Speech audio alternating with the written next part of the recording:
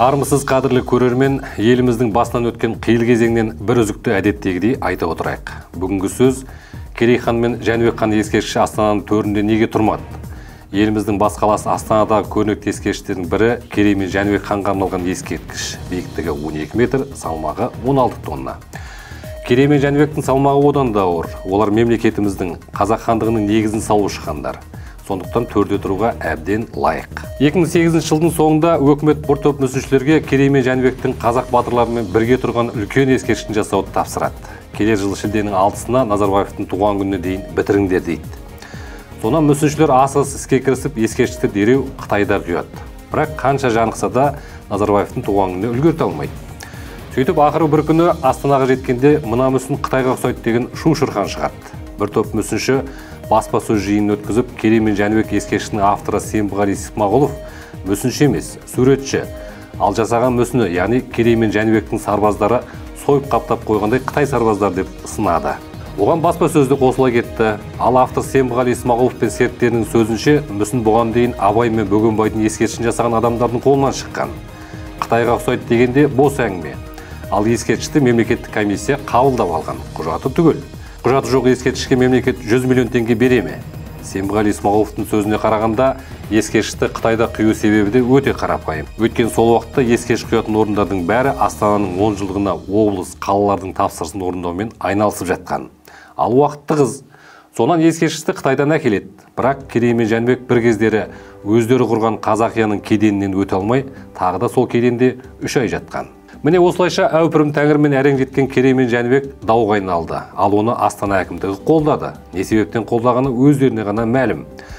Сол кездегі қала әкімі Иманғали Тасмағамбеттің сөзінше ескерткіш рұқсатсыз жасалған. Мәдениет және ақпарат министрлігі жанындағы мемлекеттік комиссияның шешімі де жоқ. Егемен Қазақстан газетте ескерткіш асығыс жасалған. Бұрынғы әкім Асқар Мәменнің қолдауымен мүсіншілер өз қалауларынша іске кіріскен дейтін Қойшығара Салғараның мақаласын басты. Әрине бұл өте қызық жағдай еді. Билікпен келіспесе, мүсіншілердің өз бетінше Қытайға шапқыламайтыны анық қой. Ақыры тарихшылар мен антрополог ғалымдар комиссия құрып, шынында да Керей мен Жәнібек қазаққа ұқсамайды екен. Бұл ескерткішті қою үлкен қателік болады деген қорытынды шығарады. Сөйтіп ұзақ дау-дамайдан кейін Керей хан мен Жәнібек хан батырларымен қоса қоқыста қалды. Бірақ енді Назарбаевтың туған күніне қайткенде ескерткіш қою керек қой. Көп ұзамай 2009 жылы Астананың ат шаптырым алаңына Қазақ елі монументі орнатылды. Ескерткіштің ортасындағы барельеф халық және президент деп аталады. Міне осы жерде әуелгі жоспар бойынша Керей мен Жәнібек тұруға тиіс еді. Оның орнына Назарбаевтың мүсінін орнатты. Мұның бәрі әшейін сәйкестік пе жоқ па, оның әркімнің іші біледі. Естеріңізде болса, Алматыдағы Тәуелсіздік монументінің барельефінде де Назарбаевтың мүсіні тұр. Ол монумент 1995 жылы қойылған, ал Астанада 2009 жылы пайда болды. Атап айтайық, бұл екі мүсін де Назарбаев ескерткіштерінің бастауы болып саналады. Енді Керей мен Жәнібек ескерткішіне қайта оралайық. Астана әкімдігі тағы да байқау жариялап, дереу нәтижесін шығарады. Сөйтіп, жас мүсіншілердің бірін жеңімпаз деп таниды. Комиссияның сөзінше, жаңа эскизде ұлы хандардың сыртқы пішіндері барынша ұлттық сипатқа сай жасалған. Әсіресе тарихи тұлғалардың антуражы, қару-жарақ ерекшеліктері мен сыртқы киім үлгілері өз дәуіріне барынша сай келген. Қарап отырсаңыз, шынында да солай. Сөйтіп, Керей мен Жәнібектің ескерткіші 2010 жылы алаңға емес, Астананың оң жағында орнатылды.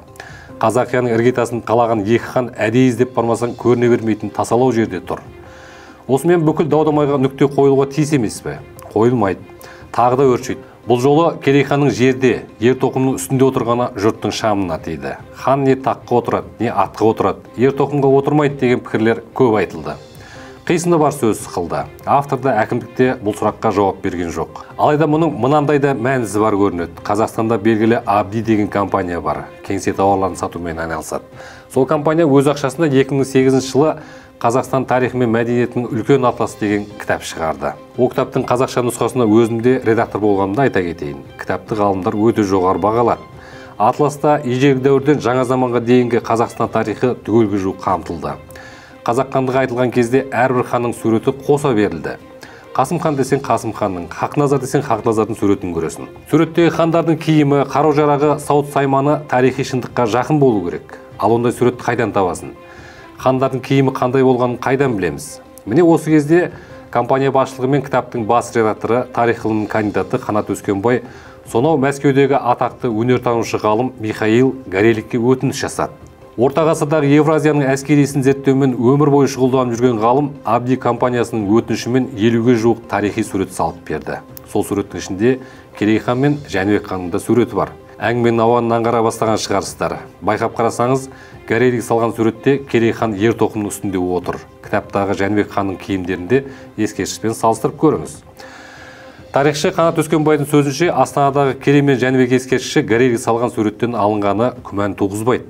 Мен бұл жөнінде Гарейлікке хабарластым дейді Қанат Өскенбай. Сіз салған сурет бойынша ескерткіш орнатылды. Авторлық құқығым бұзылды деп ренжіп қалмадыңыз ба деп сұраған. Қазақтардың бір қажетіне жараса, мақұл деп күліпті Гарейлік. Сол Гарейлік бертінде қайтыс болды.